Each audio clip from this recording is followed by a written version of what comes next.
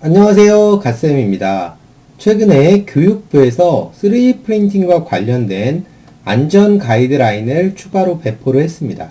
관심이 가는 도식이 나와서 소개를 해드리려고 합니다. 많은 전문가들이 3D 프린터의 안전한 사용을 위해서 환기를 강조하고 있는데요. 이 도식은 사용 패턴에 따라서 환기 방법을 정해주는 그런 도식, 순서도라고 할 수 있습니다. 환기 유형은 크게 세 가지인데요.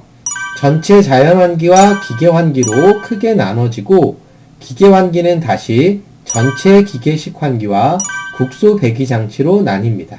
전체 자연환기는 창문이나 출입문 등을 이용해서 환기를 하는 방식이고요. 이 두 개는 이제 기계를 이용해서 강제로 배기를 하는 방식입니다. 전체 기계식 환기는 그 공간 전체의 공기를 다 배기하고 또 다른 한쪽으로 새로운 공기를 유입하는 방식입니다. 국소 배기 장치에 비해서 설치가 더 편하다고 할 수 있습니다. 국소 배기 장치는 말 그대로 일부의 오염된 공기만을 배기하는 방식입니다. 그러니까 오염된 공기가 퍼져나가기 전에 밖으로 빼버리는 방식입니다. 도식도의 첫 줄에는 3D 프린터의 유형이 나오는데요. 재료 압출 방식은 가장 많이 쓰이는 플라스틱을 녹여서 한 층씩 쌓아 올리는 FDM 방식을 말합니다. 그리고 밀폐형이라고 앞에 붙여 있잖아요. 가이드라인의 다른 페이지에 밀폐형만을 사용하라고 안내가 되어 있습니다. 만약에 이 방식이 아니라고 한다면 분말 적층 용융 방식으로 가야 하는데요.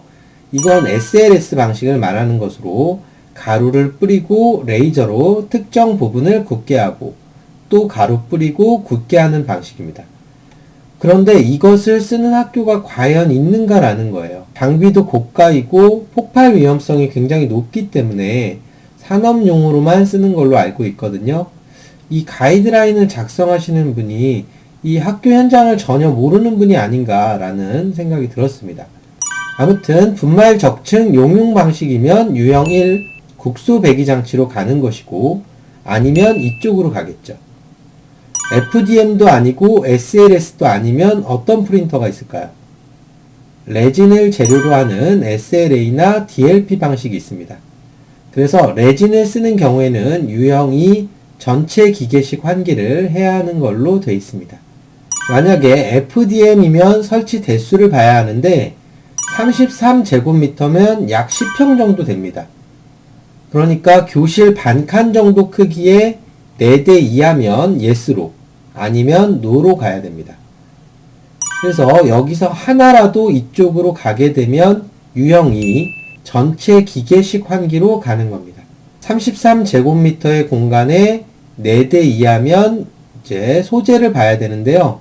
PLA면 또 밑으로 가고요. 아니면 노로 가야 됩니다. ABS, TPU 같은 게 있겠죠. 그 다음 후처리입니다. 후처리는 표면을 갈아내는 샌딩과 화학물질을 쓰는 도색이 있는데, 이걸 안 하는 경우는 밑으로 가는 거고요. 이걸 하면 유해 화학물질을 쓰냐로 갑니다. 근데 여기서 샌딩만 한다 그러면 노로 가서 유형 2로 가면 되고요. 화학물질을 써서 도색까지 하면 국소 배기 장치로 가야 됩니다. 후처리도 안 한다면 사용 시간을 보는데 4시간 이하로 쓰면 전체 자연환기로, 4시간 이상 쓰면 전체 기계환기를 하면 되는 것입니다. 그래서 학교의 대부분은 유형 2나 유형 3에 해당이 될 것 같습니다. 하지만 아래쪽에 유형 2, 3에 해당하더라도 국소 배기 장치를 설치하는 게 가장 바람직하다는 설명이 덧붙여져 있기는 합니다. 그래도 저는 이 자료가 안전에 대한 전문가들이 작성했을 거라고 보기 때문에 이 도식도대로만 해도 어느 정도의 안전을 담보하지 않을까라는 생각이 듭니다. 유형 1, 2, 3의 환기 방법에 대해서도 구체적인 설명이 필요한데요.